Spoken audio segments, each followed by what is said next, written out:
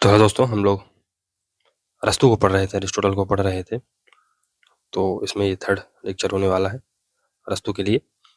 तो चलिए इसमें परिवार के बारे में अरिस्टोटल के क्या विचार हैं उनको देखते हैं। तो दोस्तों, आप लोग सपोर्ट नहीं कर रहे हैं तो इसको थोड़ा सा वीडियो को और ज़्यादा ना फैलाने का प्रयास करिए और लाइक सब्सक्राइब करिए दोस्तों। तो आपके सपोर्ट से ही ये चैनल और ये जो सीरीज है कंटिन्यू हो पाएगी। तो चलिए इसी के साथ बढ़ते हैं, परिवार के बारे में देखते हैं। तो परिवार असमानता वाला समूह है जहाँ लिंग, आयु, क्षमता क्षमता यानी गुणों की वजह से अंतर पाया जाता है। यहाँ पर जो पिता होता है या मुखिया होता है उसकी अथॉरिटी सर्वश्रेष्ठ होती है। फिर यही अंतर असमानता को जन्म देता है।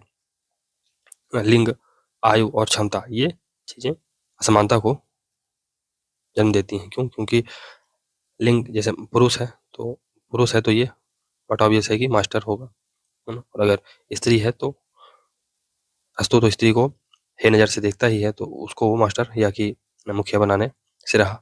फिर आयु और क्षमता भी महत्वपूर्ण है। आयु क्यों महत्वपूर्ण है? क्योंकि जो बुजुर्ग हैं उनको अरिस्टोटल सिटीजनशिप की कैटेगरी में ही नहीं रखता है और गुण तो होने ही चाहिए। फिर अरस्तु कहता है कि परिवार असमानता का क्षेत्र था जिससे अधिक महत्वपूर्ण समानता का क्षेत्र राज्य विकसित किया गया। तो परिवार में असमानता थी। क्यों? क्योंकि यहाँ पर जो पुरुष है या जो घर का मुखिया है वही प्रधान हुआ करता था, लेकिन राज्य एक समानता का क्षेत्र पैदा किया गया राज्य के रूप में, है ना। यहाँ पर हर व्यक्ति अपनी बात रख सकता है। यह पति, पत्नी, बच्चों और दासों से मिलने से बनता है। क्यों? कौन? परिवार। परिवार का मुखिया पति होता है। अरस्तू के अनुसार राज्य का अपने नागरिकों पर शासन तथा मुखिया का परिवार पर शासन एक जैसा नहीं होता बल्कि अलग अलग होता है ना। राज्य का अपने नागरिकों पर शासन और मुखिया का परिवार पर शासन एक जैसा नहीं होता, अलग अलग होता है। कैसे? मुखिया है, मुखिया के या कि पति है तो उसका अपनी पत्नी, बच्चों और दासों पर संपूर्ण अधिकार होता है। मतलब ये जो पत्नी है, बच्चे हैं, दास हैं, ये पति के यानी कि जो पिता है या मुखिया है उससे इतर नहीं जा सकते। लेकिन जो जनता है वो शासक से इतर भी हो सकती है ना। शासक के जो विचार हैं उससे असहमत भी हो सकती है और शासक अपने विचार नागरिकों पर थोप नहीं सकता है। तो यही बात है। लेकिन जो मुखिया होगा, परिवार का मुखिया होगा, वो अपने विचार अपने बच्चों, दासों और पत्नियों पर थोप सकता है। इसी प्रकार राजा की प्रजा पर सत्ता, मालिक की दास पर सत्ता भी एक नहीं है बल्कि अलग है। क्योंकि दास जन्म से ही निम्न एवं स्वयं शासन के योग्य नहीं है, जबकि नागरिक योग्य है। तो नागरिक योग्य है तो अपने निर्णय स्वयं ले सकते हैं, लेकिन दास अपने निर्णय स्वयं नहीं ले सकते हैं। इसलिए जो मास्टर की अथॉरिटी दास पर होगी वो राज्य की अथॉरिटी उसके लोगों पर नहीं होगी। क्यों? क्योंकि लोग तो काबिल हैं, योग्य हैं, जबकि दास ये योग्य नहीं है, इसकी अपनी बुद्धि नहीं है। अरस्तु पुरुष नारी को वैधानिक निर्देश दे सकता है किंतु उस पर निरंकुश शासन नहीं कर सकता है। ये थोड़ा सा यहाँ पर एक रिलीफ जरूर देता है कि पुरुष नारी को वैधानिक निर्देश तो दे सकता है परंतु उस पर निरंकुश शासन नहीं कर सकता है। फिर गोल्डन मीन की जो सिद्धांत है वो भी अरस्तु द्वारा दिया जाता है। तो ये गोल्डन मीन का जो सिद्धांत है ये हम लोग बुद्धा के विचारों में भी देखते हैं। बुद्धा पहले तो हाँ ना, शुरू में गए जंगल में बहुत कठोर तपस्या की, लेकिन उन्होंने देखा कि इतनी कठोर तपस्या की उन्होंने कि एक बार वो ऐसे बैठे हुए थे, कुछ लोग उनके जो कान थे उस पे कील ठोक के चले गए। उन्होंने देखा कि अरे यार ये तो गड़बड़ हो रहा है। फिर वो धीरे धीरे अपने आप को सुरक्षित करते हैं और मध्यम मार्ग अपनाते हैं। बहुत ज्यादा कठोर तपस्या नहीं, मतलब ऐसा रहे कि आप मिडिल में रहे, एक्सट्रीम से बचने की कोशिश करिए। तो आप कायरता और दुस्साहस के बीच में साहसी होना चुनिए। ये बुद्धा बता के गए थे और यही चीज अरिस्टोटल भी बताता है। द एथिक्स में उसकी पुस्तक है अरस्तू की, उसने औसत दर्जे यानी गोल्डन मीन की विस्तृत व्याख्या की है। चूंकि अरस्तु अनुभववादी एवं व्यवहारवादी है तो जो व्यक्ति व्यवहारवादी होता है या कि जो व्यक्ति अनुभवी होता है वो बहुत ज्यादा एक्सट्रीम्स की बात नहीं करता है ना, वो मध्यम मार्ग अपनाता है ना। ऐसा कहा जाता है कि कांग्रेस पार्टी मध्यम मार्गी है ना। उसके साथ सभी लोग जुड़ने के लिए तैयार हो जाते हैं। क्यों? क्योंकि वो ज्यादा एक्सट्रीम पर नहीं है ना। उसका कोई ऐसा, जैसे फॉर एग्जांपल बीजेपी थोड़ा सा राइट विंग पार्टी कहलाती है। क्योंकि इसके जो स्टांस है वो कभी कभी जो पार्टियां हैं उनको पसंद नहीं आती। इसलिए आपने देखा होगा कि जब चुनाव होते हैं और किसी भी एक दल को पूर्ण बहुमत नहीं मिलता है तो एक कॉमन मिनिमम प्रोग्राम बनता है जिसके माध्यम से जो बीजेपी है वो अपने कुछ मुद्दे छोड़ती है और जो अन्य पार्टियां रहती हैं वो है ना कुछ चीज़ों पर सहमत होती हैं, तो ये होता है। और कांग्रेस ना एक मध्यम मार्गी पार्टी कही जा सकती है भारत के केस में। तो यही है कि अरस्तु अनुभववादी है, व्यवहारवादी है, अतः उसने अतियों को नहीं मध्य मान का नियम अपनाया है। इसे औसत तर्क का सिद्धांत भी कहते हैं, औसत का तर्क भी इसे कहते हैं और अंग्रेजी में इसे गोल्डन मीन कहेंगे। फिर मध्यम वर्ग के जो शासन है उसके दो आदर्श होते हैं, एक समानता और एक सहमति। तो ये कंसेंट पर बेस होगा और दूसरा इक्वलिटी होगी। राजवा अच्छा होता है जहां अमीर और गरीब की बजाय मध्यम वर्ग लोग ज्यादा होंगे। तो जितने ज्यादा लोग मध्यम वर्ग में होंगे तो क्रांति होने की संभावना वो कम रहेगी, है ना। जहां पर ज्यादा एक्सट्रीम्स होगी, असमानता होगी, है ना, बहुत सारे लोग जो है तो या तो कुछ थोड़े लोग बहुत ज्यादा अमीर हैं और कुछ लोग बहुत ज्यादा गरीब हैं, तो इससे क्या होगा, ये जो गरीब लोग हैं कभी तो इनका गुस्सा फूटेगा, तो इससे क्रांति होने की संभावना बनी रहती है। लेकिन अगर मध्यम वर्ग में बहुत सारे लोग हैं, है ना, जो कि ना बहुत ज्यादा अमीर है ना बहुत ज्यादा गरीब है, तो क्रांति नहीं करेंगे, ये होता है। फिर शासन व्यवस्था भी पॉलिटी अच्छी है, ना तो टायरनी अच्छी है, और ना ही एक्सट्रीम डेमोक्रेसी अच्छी है ना, कि जहां पर बहुत सारे इग्नोरेंट लोग शासन कर रहे हैं या एक निरंकुश व्यक्ति शासन कर रहा है, तो दोनों अच्छे नहीं। तो पॉलिटी में क्या है कि मध्यम वर्ग के लोग शासन में रहते हैं। और इसी प्रकार जो मिश्रित संविधान है और मध्यम मार्ग है, इस पर अरस्तु जोर देता है। प्रोफेसर बीपी वर्मा कहते हैं कि अरस्तु लोकतंत्र से समानता एवं समता के आदर्शों को ग्रहण करता है और धनिक तंत्र से जन्म और धन से प्राप्त होने वाले गुणों को। तो अरस्तु लोकतंत्र से क्या लेता है, ये समानता और स्वतंत्रता, और धनिक तंत्र से क्या लेता है, धनिक तंत्र से जन्म व धन से प्राप्त लोगों के गुणों को लेता है। तो स्लेवरी के बारे में तो हम लोग पहले ही पढ़ चुके थे दोस्तों, तो अब हम लोग यहाँ से रूल ऑफ लॉ की बात करेंगे। तो रूल ऑफ लॉ ये ना आगे चल के बहुत ही महत्वपूर्ण मुद्दा बनता है, या संविधानवाद का ये इसको जड़ कहा जाता है, जिसका आगे चल के लॉक जैसे थिंकर ने बहुत ही अच्छा प्रयोग किया है ना। विधि का शासन ये अपन ब्रिटेन जैसे देशों में देख सकते हैं, भारत जैसे देशों में देख सकते हैं, लेकिन फ्रांस एक ऐसा देश है जहाँ विधि का शासन नहीं है। क्यों? क्योंकि वहाँ पर दो प्रकार के कानून होते हैं, एक तो प्रशासनिक कानून होते हैं और दूसरा होता है सामान्य कानून। तो अगर सामान्य कोई मैटर है, जनरल कोई मैटर है, तो वहाँ पर सामान्य कानून लगेंगे। लेकिन अगर कोई व्यक्ति है जो कि कोई प्रशासनिक व्यक्ति के खिलाफ मुकदमा लड़ना चाहता है, तो वहाँ पर फिर प्रशासनिक कानून लगाए जाएंगे। तो एक ही लॉ नहीं हुआ, भारत में तो एक ही लॉ है। भारत का जो सर्वश्रेष्ठ कानून क्या है, कॉन्स्टिट्यूशन। तो कोई भी कॉन्स्टिट्यूशन से ऊपर नहीं है, लेकिन फ्रांस में ऐसा नहीं होता। चलिए थोड़ा सा इसका बैकग्राउंड था, देखते हैं विधि के शासन को। तो अरस्तु ने विधि के शासन का सर्वप्रथम वर्णन किया, और हालांकि जो इसका जो वर्तमान में या मॉडर्न टाइम में अगर कहीं संदर्भ मिलता है तो डायसी में मिलता है ना। फिर अरस्तु व्यक्ति का शासन एक व्यक्ति के शासन से बेहतर है, सॉरी, कानून का शासन एक व्यक्ति के शासन से बेहतर है। एक व्यक्ति कौन? Philosopher king. तो एक व्यक्ति या एक राजा के शासन से अच्छा है कि कानून का रूल हो। क्यों? क्योंकि कानून तुरंत चेंज नहीं होते हैं ना। एक व्यक्ति चाहे कितना भी बड़ा फिलासफर किंग हो, वो पशु के समान होगा। क्यों? क्योंकि उसकी जो प्रवृत्ति है कभी भी चेंज हो सकती है, लेकिन जो कानून लिख दिए गए हैं, जो ना सामूहिक बुद्धि द्वारा जो निर्णय लिए गए और उसके द्वारा जो कानून लिख दिए गए, वो तो अचानक से तो रातों रात चेंज नहीं हो जाएंगे ना। तो यही बात होती है कि एक व्यक्ति के शासन से बेहतर है कि कानून का शासन हो। इस प्रकार वह कानून की संप्रभुता का समर्थक है, ना कि व्यक्ति की। यही है कि फिलासफर किंग का यो विरोध करता है। जहां प्लेटो है ना फिलासफर किंग के शासन को महत्व देता है, अरस्तु रूल ऑफ लॉ की बात करता है, और यह संवैधानिक शासन और जन हिस्सेदारी का समर्थक है। और यहीं से रूल ऑफ लॉ जो कॉन्सेप्ट दिया है अरस्तु ने, उससे हम ये कह सकते हैं कि अरस्तु संविधानवाद का पिता रहा है, संविधानवाद का पिता। क्यों? क्योंकि वो रूल ऑफ लॉ की बात करता है।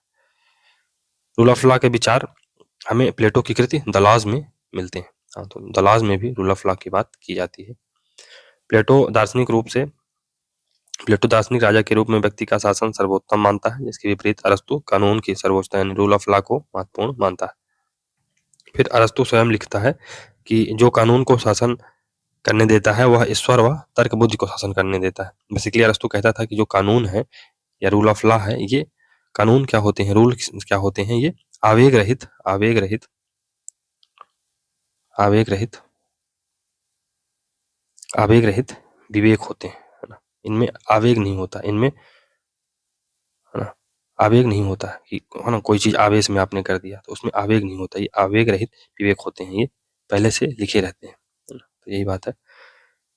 तो जो कानून, वास्तु क्या कहता है कि जो कानून को शासन करने देते हैं वह ईश्वर व तर्क बुद्धि को शासन करने देते हैं, परंतु जो मनुष्य को शासन करने देते हैं वह एक तरह से पशु को शासन करने देते हैं, क्योंकि लालसा एक हिंसक पशु है और राग द्वेष मनुष्य के मन को भ्रष्ट कर देते हैं, चाहे वो मनुष्य जात के शिरोमणि ही क्यों ना हो, चाहे वो फिलासफर किंग ही क्यों ना हो, कंपैशन तो आ ही सकता है, या, है ना, भ्रष्टता तो आ ही सकती है। ये किसी के साथ भी हो सकता है, कोई भी व्यक्ति लालची हो सकता है, कोई भी व्यक्ति भ्रष्ट हो सकता है।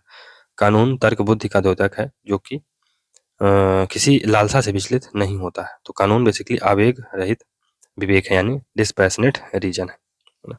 तो कोई भी व्यक्ति कब बदल जाए, ऐसा कहा जाता है कि हर व्यक्ति भ्रष्ट है, जो है ना, क्योंकि कोई व्यक्ति भ्रष्ट तभी तक नहीं जब तक उसको भ्रष्टाचार का मौका नहीं मिला, है ना। आप किसी व्यक्ति कोई भ्रष्ट है कैसे जानेंगे, है ना, जब वो, है ना, समुद्र में रहते हुए भी अगर कोई मछली पानी न पिए तब तो आप मान लें कि ये भ्रष्ट नहीं है, लेकिन अगर आपके पास चारों तरफ, है ना, अब कुछ है ही नहीं तो आप क्या ही भ्रष्टाचार करेंगे।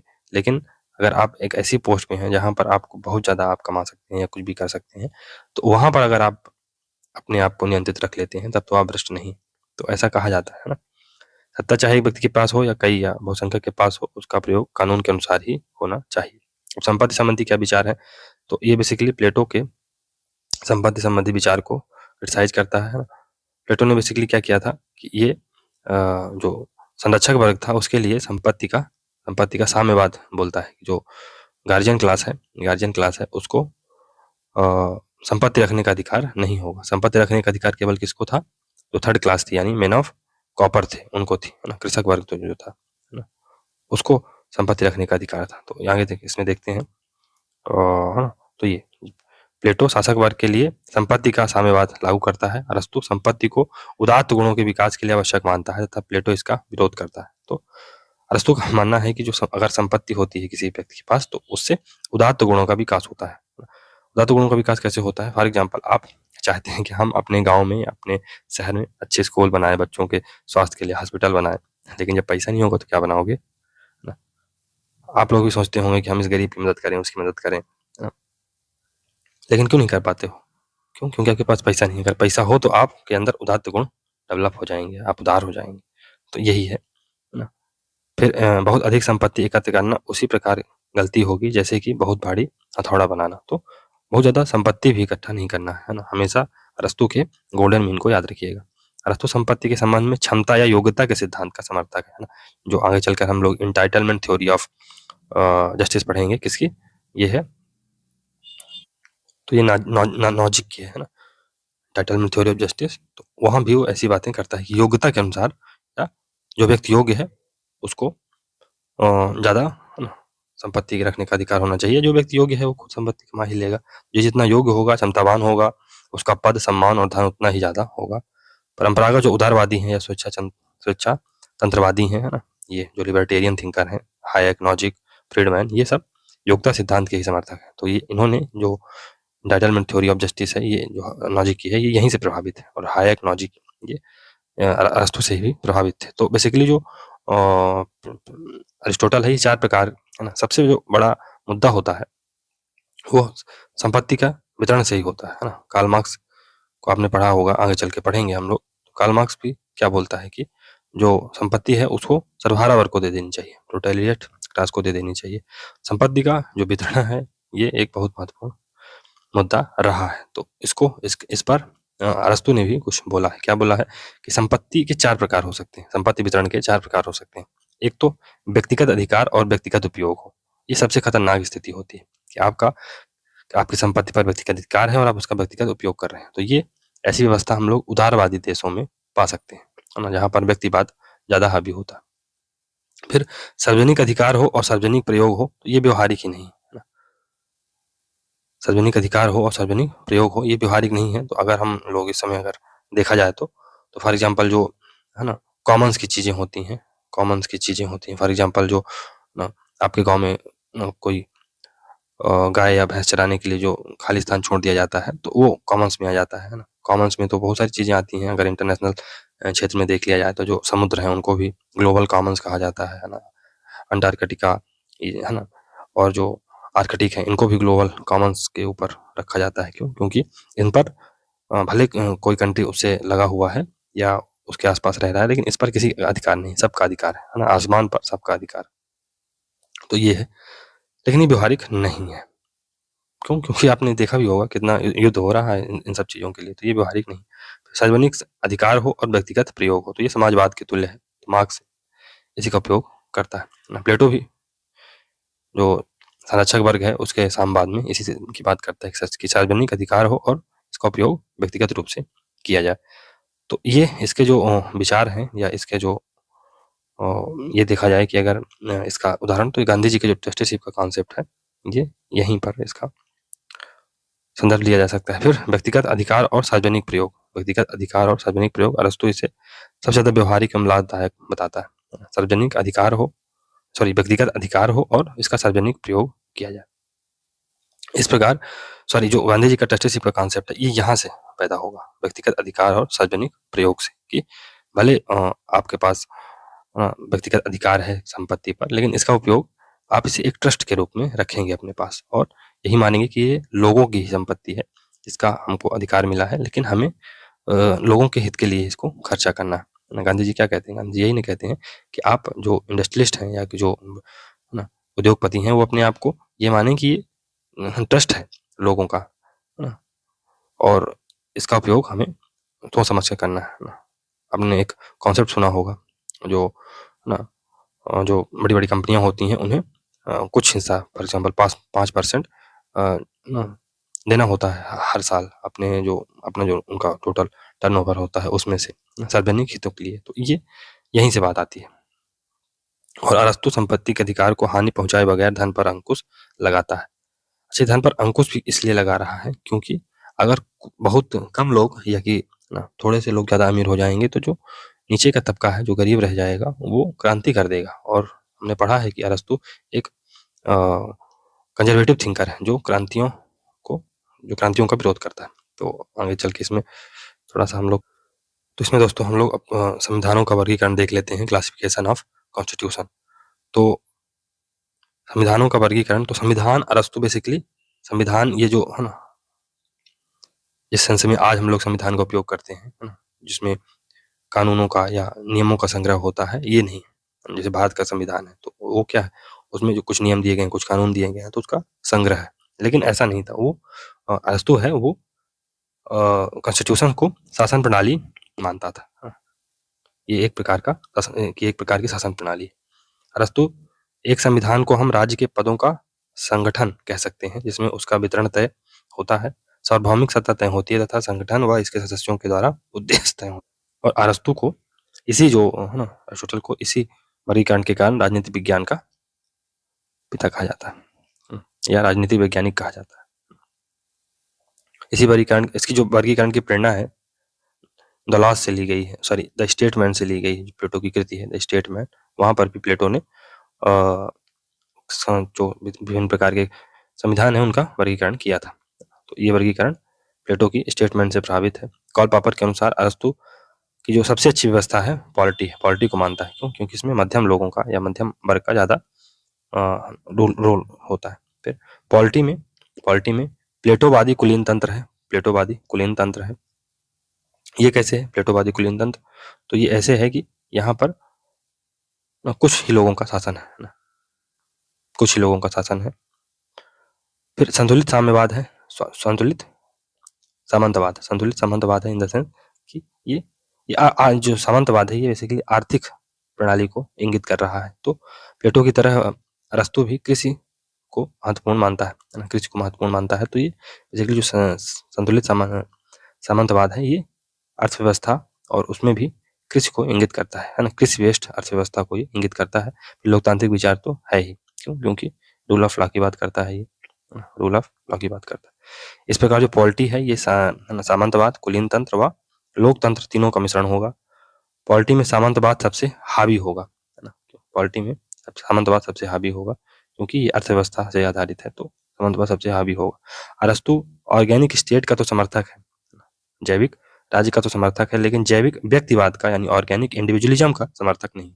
जैविक जो व्यक्तिवाद है ये हमें डार्विन और हमने शुरू में जो प्लेटो पढ़ा था तो हर्बर्ट स्पेंसर का हमने संदर्भ दिया था, तो ये इन जैसे थिंकरों से या इन जैसे लोगों से प्रभावित है। जैविक व्यक्तिवाद में क्या होता है ना, व्यक्ति केवल अपने हित को केंद्र में रखता है ना, एक व्यक्ति केवल अपने बारे में सोचता है। ऐसी चीजें कहाँ हैं जो नियोलिबरलिज्म है या लिबरलिज्म है, वहां पर जब हम लोग पढ़ेंगे तो देखेंगे। तो ये जैविक व्यक्तिवाद की जगह सामूहिक व्यक्तिवाद की बात करता है, या सॉरी जैविक व्यक्तिवाद की जगह जैविक समुदायवाद की बात करता है। कौन? अरस्तु।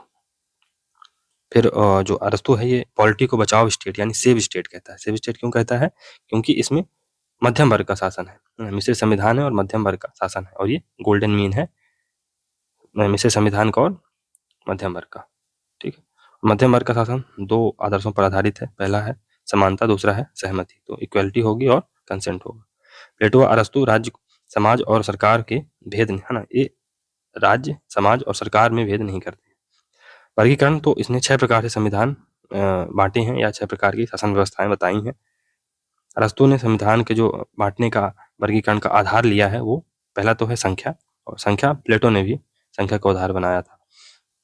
और दूसरा है इसने शासन का उद्देश्य या लक्ष्य, या लक्ष्य क्या है ना, परहित में शासन हो रहा है या स्वहित में हो रहा है। जबकि जो प्लेटो था उसने जो आधार बनाया था कि लॉफुल स्टेट लॉफुल है या अनलॉफुल है, यही प्लेटो ने जहाँ कानूनों का पालन करने वाले और ना करने वाले ना आधार बनाया था कि लॉफुल स्टेट है या अनलॉफुल स्टेट है। वहीं अरस्तु ने शासकों की संख्या व शासकों के उद्देश्य को आधार बनाया है। तो हमने देखा था कि जो जैसे संख्या का आधार बनाया कि एक व्यक्ति रूल कर रहा है या कई व्यक्ति रूल कर रहे हैं या अनेक लोग रूल कर रहे हैं या बहुत सारे लोग रूल कर, अगर एक व्यक्ति रूल कर रहा है और वो परहित में यानी कि दूसरों के हित में रूल कर रहा है तो वो क्या होगी? मोनार्की होगी। लेकिन अगर स्वहित में रूल किया जा रहा है तो फिर वो टायरनी हो जाएगी। अगर कई लोग रूल कर रहे हैं और वो परहित में रूल कर रहे हैं तो ये अरिस्टोक्रेसी हो जाएगी। लेकिन अगर बहुत सारे लोग रूल कर रहे हैं लेकिन अपने हित में रूल कर रहे हैं तो ये ओलिगार्की हो जाएगी। फिर अगर कई लोग रूल कर रहे हैं लेकिन परहित में रूल कर रहे हैं तो ये पॉलिटी हो जाएगी। अनेक लोग अगर रूल कर रहे हैं, बहुत सारे लोग रूल कर रहे हैं, लेकिन अगर ये परहित में रूल कर रहे हैं ना, दूसरों के हित के लिए रूल कर रहे हैं तो ये पॉलिटी हो जाएगी। लेकिन अगर स्वहित में कर रहे हैं तो फिर ये डेमोक्रेसी हो जाएगी, या इसे ये आगे चल के मोबोक्रेसी कह सकते हैं ना, मोबोक्रेसी भीड़ तंत्र का शासन कह सकते हैं, जो कि सबसे निकृष्ट है ना। फिर संविधानों का जो चक्रीय सिद्धांत है, थ्योरी ऑफ साइक्लिक चेंज जो अरस्तु देता है उसको देख लेते हैं। तो क्रांति यानी परिवर्तन के कारण कोई भी शासन व्यवस्था स्थिर नहीं है, तो कोई भी शासन व्यवस्था स्थिर नहीं है। लेकिन अगर अरस्तु से पूछा जाए कि सबसे अच्छा क्या है, सबसे आइडल क्या है, तो पॉलिटी है। ऐसा नहीं है कि पॉलिटी कभी चेंज नहीं हो सकती, पॉलिटी भी चेंज हो सकती है।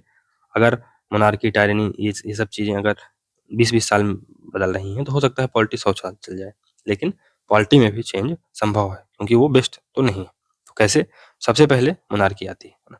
मोनार्की में एक व्यक्ति शासन करता है ना, फिर एक व्यक्ति शासन करता है, धीरे धीरे क्या हो जाता है, वो टायरेंट हो जाता है इन द सेंस कि वो निरंकुश हो जाता है, वो किसी की बात नहीं सुनता। तो इससे क्या होगा कि है ना, मोनार्की से फिर टायरनी आ जाएगी, और टायरनी के बाद इसका विरोध कुछ लोग करेंगे ना, कुछ थोड़े से लोग, और ये अरिस्टोक्रेसी ले आएंगे, अभिजात तंत्र ले आएंगे। फिर इसके बाद ओलिगार्की आ जाएगा है ना। जब यही लोग भ्रष्ट हो जाएंगे या अंतर इतना बढ़ जाएगा अमीरी और गरीबी में कि ये ओलिगार्की में तब्दील हो जाएगी, और कुछ ही लोग जो है तो बहुत ही अमीर लोग होंगे उनका शासन पर अधिकार हो जाएगा, जिससे जो आम जनता है वो क्रोधित हो जाएगी और वो विद्रोह करेगी, जिससे कि पॉलिटी आ जाएगी, है ना, पॉलिटी आ जाएगी। ये सबसे स्टेबल है ना, ये सबसे स्टेबल है। क्यों? क्योंकि इसमें मध्यम वर्ग का, मिडिल क्लास का रूल होगा और मिश्रित संविधान होगा, तो ये एक रिलेटिवली स्टेबल व्यवस्था हो जाएगी। फिर अंत में क्या होगा? डेमोक्रेसी आ जाएगी। डेमोक्रेसी कैसे आएगी? धीरे धीरे क्या हो जाएगा, ये जो स्टेबल व्यवस्था है पॉलिटी, ये भीड़ तंत्र में यानी डेमोक्रेसी में तब्दील हो जाएगी, जहां पर कई लोग शासन में आ जाएंगे और है ना, इग्नोरेंट जो पुअर शासन में आ जाएंगे तो ये धीरे धीरे भीड़ तंत्र में बदल जाएगा। और इस प्रकार से ये चक्कर हमेशा चलता रहेगा। अरस्तु के मिश्रित संविधान के विचार के बाद रोमन विचारकों, फॉर एग्जाम्पल पोलिबियस, सिसरो, मध्य युग में सेंट थॉमस एक्विनास, और आधुनिक रूप में आधुनिक विचारक हैं उनमें मैकियावेली ने इसे स्वीकार किया है। आमंड क्या कहता है कि 19वीं सदी तक मूल वर्गीकरण के रूप में काम करता रहा यह सिद्धांत राजनीतिक विज्ञान के इतिहास में प्रथम व्याख्यात्मक सिद्धांत है। इसमें संस्थाओं, विचारों और रुझानों को प्रक्रिया और कार्यों से जोड़ा गया है। सत्ता विभाजन के सिद्धांत का यह मूल